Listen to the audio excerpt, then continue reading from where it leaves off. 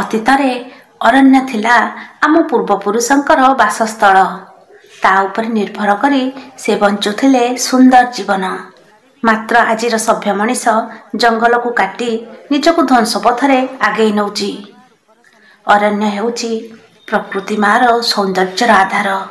ମାତ୍ର କିଛି ବ୍ୟକ୍ତି ସାମାନ୍ୟ କିଛି ଅର୍ଥ ପାଇଁ ଜଙ୍ଗଲ ପାହାଡ଼ରେ ନିଆଁ ଲଗାଇ ବନ୍ୟ ସମ୍ପଦକୁ ଓ ଜୀବଜନ୍ତୁକୁ ନଷ୍ଟ କରୁଛନ୍ତି। ଏଇଥିପାଇଁ ତ ବନ୍ୟା ବାତ୍ୟା ଭଳି ପ୍ରାକୃତିକ ବିପର୍ଯ୍ୟୟ ଘଟୁଛି।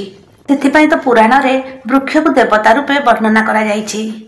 ତେଣୁ ଆଜିର ପ୍ରତ୍ୟେକ ନାଗରିକ ବୃକ୍ଷ ସମ୍ପଦର ସୁରକ୍ଷା କରିବା ସହିତ ବନ୍ୟାରେ ନିଆଁ ଲାଗିବା ଦ୍ୱାରା ପରିବେଶର କ୍ଷତି, ଜୀବଜନ୍ତୁମାନଙ୍କ କଷ୍ଟ ବିଷୟରେ ଅବଗତ କରାଇ ଓ ଅରଣ୍ୟ ସମ୍ପଦର ଅଭିବୃଦ୍ଧିରେ ସହାୟତା କରିବା ପାଇଁ ସରକାର ଆରମ୍ଭ କରିଛନ୍ତି ବିରାଟ ଯୋଜନା। ଢେଙ୍କାନାଳ ବନଖଣ୍ଡ ତରଫରୁ ଜଙ୍ଗଲ ସୁରକ୍ଷା ନିମନ୍ତେ ପଥପ୍ରାନ୍ତ ସଚେତନ ନାଟକ ଓ ବନାଗ୍ନି ପ୍ରତିରୋଧ ନିମନ୍ତେ ସଚେତନ ରଥ ଉଦ୍ଘାଟିତ ହୋଇଯାଇଛି। ଆଜି ଅପରାହ୍ନ କାମାକ୍ଷାନଗର ପୂର୍ବାଞ୍ଚଳ ରେଞ୍ଜର ତାରିଣୀପୋଷି ଗ୍ରାମରେ ବନ ବିଭାଗ ତରଫରୁ ଏହି କାର୍ଯ୍ୟକ୍ରମରେ ମୁଖ୍ୟ ଅତିଥି ଭାବେ ଢେଙ୍କାନାଳ ବନଖଣ୍ଡ ଅଧିକାରୀ ସୁମିତ କୁମାର କର ଉପସ୍ଥିତ ରହି କାର୍ଯ୍ୟକ୍ରମକୁ ସବୁଜ ପତାକା ଦେଖାଇ ଓ ଦୀପ ପ୍ରଜ୍ୱଳିତ କରି କାର୍ଯ୍ୟକ୍ରମକୁ ଆନୁଷ୍ଠାନିକ ଭାବେ ଉଦ୍ଘାଟନ କରିଥିଲେ। ଜଙ୍ଗଲକୁ କିପରି ନିଆଁ ଦାଉରୁ ରକ୍ଷା କରିବା, ଜଙ୍ଗଲ ଜନ୍ତୁ ସରୀସୃପକୁ ସୁରକ୍ଷା ଦେବା ତତ୍ସହିତ ପ୍ରତ୍ୟେକ ଲୋକ ଗଛ ରୋପଣ କରିବେ ସେ ନେଇ ଏକ ପଥପ୍ରାନ୍ତ ସଚେତନ ନାଟକ ସ୍ୱତନ୍ତ୍ର କଳାକାରଙ୍କ ଦ୍ୱାରା ପରିବେଷଣ କରିଥିଲେ। ଏହି ସଚେତନ ପଥପ୍ରାନ୍ତ ନାଟକ ବିଭିନ୍ନ ଗାଁ ବୁଲି ସଚେତନ କରାଇବେ ଏବଂ ଆଜି ଏକ ଜିଲ୍ଲାସ୍ତରୀୟ ବନାଗ୍ନି ପ୍ରତିରୋଧ ନିମନ୍ତେ ସଚେତନ ରଥକୁ ମଧ୍ୟ ଜିଲ୍ଲା ବନଖଣ୍ଡ ଅଧିକାରୀ ସବୁଜ ପତାକା ଦେଖାଇ ଉଦ୍ଘାଟନ କରିଛନ୍ତି। ଏହି ସଚେତନ ରଥରେ ମାଇକ୍ ଯୋଗେ ଜିଲ୍ଲାର ସମସ୍ତ ଗ୍ରାମଗୁଡ଼ିକ ବୁଲି ସଚେତନ କରିବେ ବୋଲି ସୂଚନା ଦେଇଛନ୍ତି। ଜିଲ୍ଲା ବନଖଣ୍ଡ ଅଧିକାରୀ ଏହି କାର୍ଯ୍ୟକ୍ରମରେ ଅନ୍ୟାନ୍ୟ ଅତିଥି ଭାବେ SCFO କାମାକ୍ଷାନଗର ପୂର୍ବାଞ୍ଚଳ ଓ ପଶ୍ଚିମାଞ୍ଚଳ ରେଞ୍ଜର ସମେତ ସମସ୍ତ ବନ କର୍ମଚାରୀ ଉପସ୍ଥିତ ଥିଲେ। ତାରିଣୀପୋଷି ଓ ପାଖାପାଖି ଅଞ୍ଚଳରୁ ବହୁ ପୁରୁଷ ଓ ମହିଳା ଉପସ୍ଥିତ ଥିଲେ। ତାହେଲେ ଆପଣ ମାନେ କଣ ଶାନ୍ତିରେ ରହି ପାରିଥାନ୍ତେ?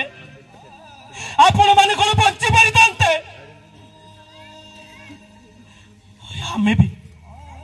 ଆମେ ବି ବହୁତ କଷ୍ଟ ସହୁଛୁ।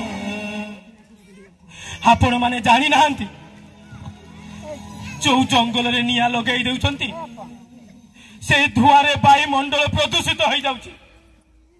ଆଉ ଆପଣ ମାନେ ଜାଣିଛନ୍ତି ଆମେ ଗଛଠୁ ଅମ୍ଳଜାନ ପାଇଥାଉ।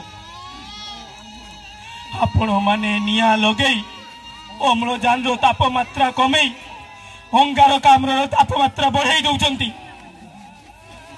କୁହନ୍ତୁ ଥରେ, ଆପଣ ମାନେ ଥରେ କୁହନ୍ତୁ, ଯଦି ଅଙ୍ଗାରକାମ୍ଳର ତାପମାତ୍ରା ବଢିଯାଏ ତାହେଲେ ଆମେ ନିଶ୍ୱାସ ନେବା ପାଇଁ ଅଯୋଗ୍ୟ ହୋଇଯିବା, ମରିଯିବା।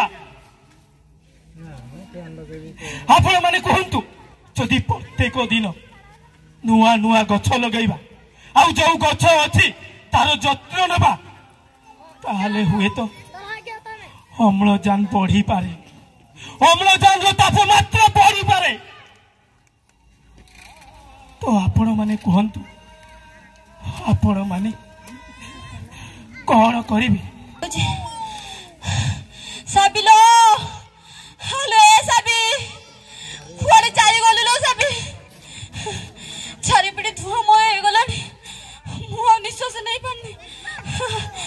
ଏପଟେ ମତେ କିଛି ଦେଖାଯାଉନି, ଏପଟେ ମୋ ଦେହ ସାରା ଘା ହେଇଗଲାଣି, ଆଉ ବଞ୍ଚିବିନି। ମାଉସୀ, ମୁଁ ଟିକେ ମାଉସୀ, ତୋର କଣ ହେଇଯିବ? ଏ ମାଉସୀ, ଏମିତି କଣ ଧଇସା ହେଇଯାଉଛ? ମୋ ନିଶ୍ୱାସ ନେଇପାରୁନି ଲୋ ମାଉସୀ, ମୋ ଆଖିକୁ ବି କିଛି ଦେଖାଯାଉନି, ଚାରିଆଡେ ଖାଲି ଧୂଆଁମୟ ହେଇଯାଉଛି। ମୁଁ ଟିକେ ଶୋଇପଡୁଛି। ଶୋଇଲ ମାଉସୀ। ନିଆଁକୁ କଣ ଛୋଟ ଜିନିଷ ଭାବୁଛନ୍ତି? ଯୋଉ ଝାଡା ବସିଲା ବେଳେ ଯୋଉ ବିଡି ଟକେ ଲଗେଇ ନିଆଁକୁ ଫମ୍ପାଡି ଦଉଛନ୍ତି ଶୁଖିଲା ପତ୍ର ଉପରେ। ଆପଣ ମାନେ ଜାଣି ନାହାନ୍ତି ସେଇ ନିଆଁ ଟିକ ପାଇଁ ଏ ସାରା ଜଙ୍ଗଲକୁ ଜଳାଇ ଦେଇପାରେ।